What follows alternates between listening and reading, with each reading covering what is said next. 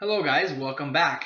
Now that you know what a basic tag consists of, we're going to be expanding your arsenal and expanding your knowledge of the tags that you have available to structure your website. And we're going to be starting off with our block level elements or our block level tags. And to start off, we're going to go ahead and open up our website. We're going to open up our HTML file. And we're going to open this up in a browser so we can have everything side by side and it's a little quicker to test out what we're learning here. So a block level element affects a block of text. That's kind of self-explanatory. Now our first block level element is called the paragraph element, and even though it's just a P, so we're gonna go ahead and type any random text really. You know what? Let's go ahead and type this is a paragraph.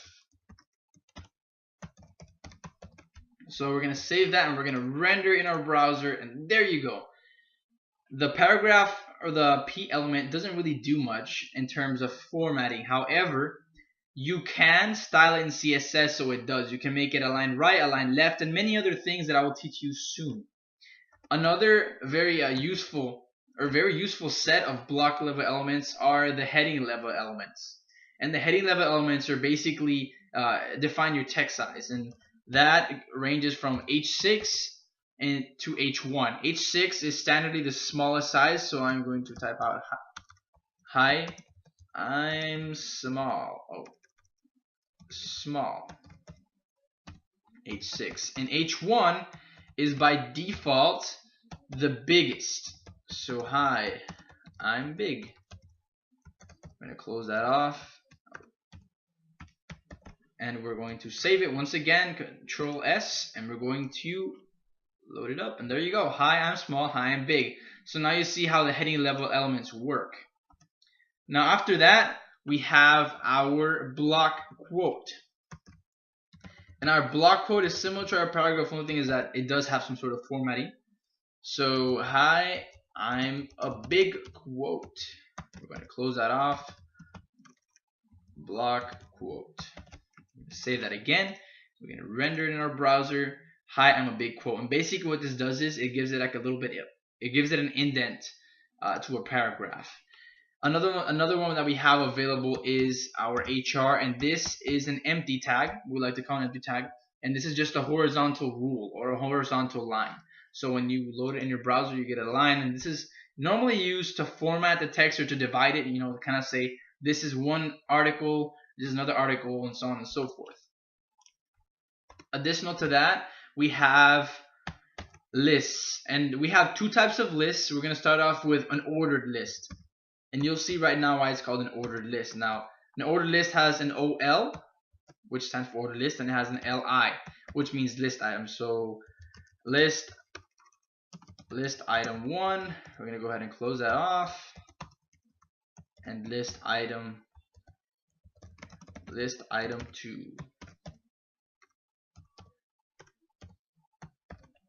And I forgot that forward slash, so there it is. Hi, I'm an ordered list. And now we have to close our ordered list. So there we go.